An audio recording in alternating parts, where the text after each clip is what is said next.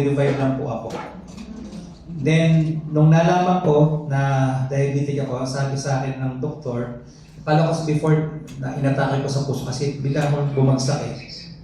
Then after that, nung nalaman ko, nag-shoot up ang sugar ko 400 plus. Wow. So doon ko nalaman diabetic ako. Fast forward, na cure naman siya with maintenance. Hindi naman siya na-cure, pero doon pa rin siya. In fact, nag-start ako sa metformin, pero nag-end up ako sa 5 maintenance medicine. Including nung August na ng 2020 kasi nag-shoot up na rin yung CREA ko. Nag-800 pa sa creatinine ko. For the same reason na for prolonged taking of maintenance medicine, ang nasisira yung kidney and liver natin. And yung lifestyle, sobrang laking factor kasi yung lifestyle. I was a heavy drinker before. Lalo nung dumating yung pandemic. Kasi, imagine lahat na wala sa'yo. At the middle of the night, naghahanap ako ng beer, naghahanap ako ng tapos just to makakalimutan ko lang yung depression ba. So ganun yung nangyari. Naging daily lifestyle ko na ganun. Tapos araw-araw, parang tinanggap ko na sa sarili ko na ganun na yung magiging buhay namin. But, kaka-ganun ko naman, kaka-work ko, nakapag-provide naman po ako sa family ko. Plus, nakabili po ako ng motor. Because of my business, small business. Yun po, mas lumawak yung network ko. Kasi nakapunta na ako, deliver ko ng bagnet sa iba't ibang towns. So kakamotor ko, doon ako tinamaan ng bato sa binte na nagsimula lang po siya sa guhit. Then, nung nagkakaroon na siya ng mata, unti-unti, sabi nung isang kaibigan ko, diabetic ka ba? Sabi ko, oo. Ingatan mo yung sugat mo. Parang siya. Kasi hindi yung meron siyang nasa loob na hindi talaga siya gumagaling.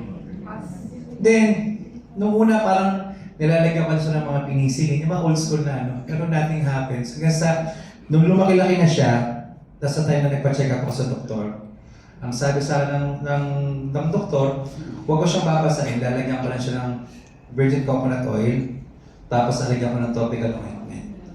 Alam niyo, ladies and gentlemen, nothing happens. Kasi, alam niyo kahit gano'n yung nangyayari, hindi ko nababago yung lifestyle ko. Ang gano'n na ako, sige pa rin ako, wala akong pakialam. Ang naging factor kung bakit na parang nagkaroon ng turning point na na-introduce sa amin si Portier nung time na yon. Buti alam na ng wife ko yung 2019. So fast forward, August of 2020, yung paa ko, nagkaroon na ng water retention. That's the time na nag-800 plus yung creatinine ko. Ang sugat ko, nandito lang po ang sugat ko, pero nagkaroon ng butas dito. Yung butas na yon, may nanang lumalabas na foul smell. Kung nandito tayo sa loob ng kwarto, di kita tagal. Parang kami patay na daga. Ganun siya yung Then, ang lagnat ko, 39, 40. Ganun na yung lagnat ko. Nung time na yun, August of 2020, nung sabi ng doktor, yung paa mo, pamputol na. So, i-amputate po dapat yung left leg ko. Imagine, in-announce po ng doktor yon, 2 weeks na lang manganganak na po ang asawa ko September 8. So sabi ko, Lord, ano pa ba? Lahat na ng problema, binagsak mo sa amin. Ibagsak mo na lahat.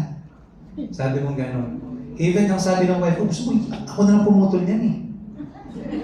Kasi nung time na yon, yung wife ko, ginawa niya ng paraan na maka-acquire ng isang bote ng Portier.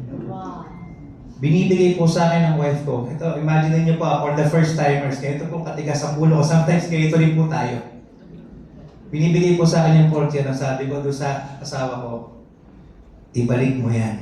Sayang ang pera natin dyan. Ang laman ng isip ko, paputol pa rin po yung paa ko. Alam niyo po, ngayon ko lang nare-realize na pag pala maliit na sugat lang, hindi gumagaling. Pagpuputol mo, sabi ng wife, pagpuputol mo pa yan, open mo dyan.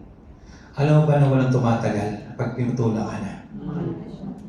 Itong ko na-realize, mahal naman wala akong ng asawa ko. Joke lang. Kidding aside, ito po. Yan, kidding aside. Ito po, kasi masyado na kayong nagiging seryoso eh. So, pero di po joke yun. Ito po yun. Na-appreciate ko kasi yung time na yun, na siguro kung gusto niya puputusan niya na ako, tigas ang ulo mo.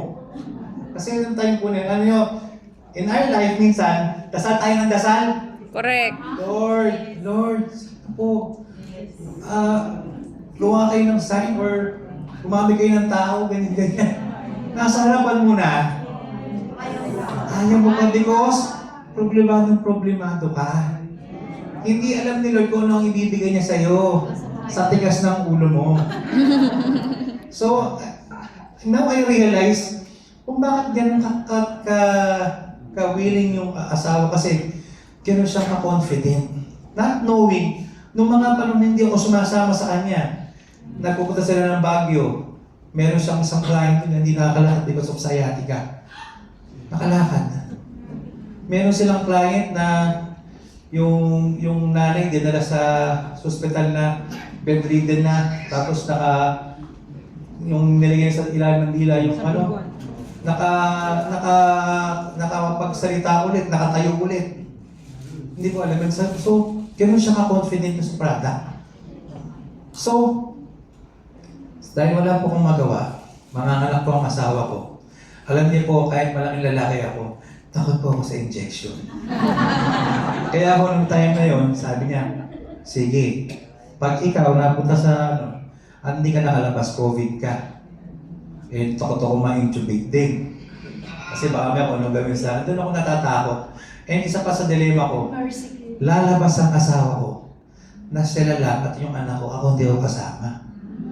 Di ba? So, that's the time that I realized kung ano yung ginagawa niya para sa akin.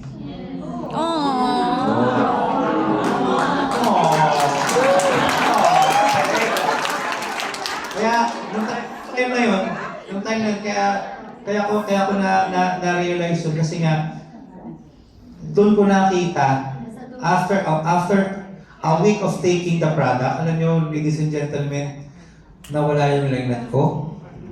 Pangalawa yung false meal nabawasan. Yung pagmamaga ng paa ko, umimpis. That's the time na nagkaroon ako ng chance na maging interesado sa product. Remind you interesado pala. Wala pa akong balak gawing full time. Pero pinag-aralan ko siya. 2 months of taking, doon ko nakita nag-close yung sugat. Wow. Hindi na puto na ako. Don't be excited kasi noong time na yun, marami nakita sa paa ko, tinatanong ano ginagamit mo. Hindi ko po alam. Basta yung capsule na maroon na binigay ko sa asawa ko. Gusto yung take niyo po. Ayun. That's the time na naging maayos yung case ko, naging maayos yung paa ko. And naging confident ako na i-share siya sa lahat ng mga kilala ko. And doon po nag-start yung kwento po na yung mag-asawa. Kaya po napunta kami sa viewing na ito. There's many reason why tayo nandito ngayon. Correct. Maraming mga pagkakataon na hindi natin na-expect. Ngayon pa lang pinag-pray natin nandito na po ngayon. So, siguro po, para sa mga first time, ito lang po ililip ko sa inyo. Give yourself a chance. Yes! Because right now, we are not merely selling a product. We are just giving you hope. So with that, thank you very much.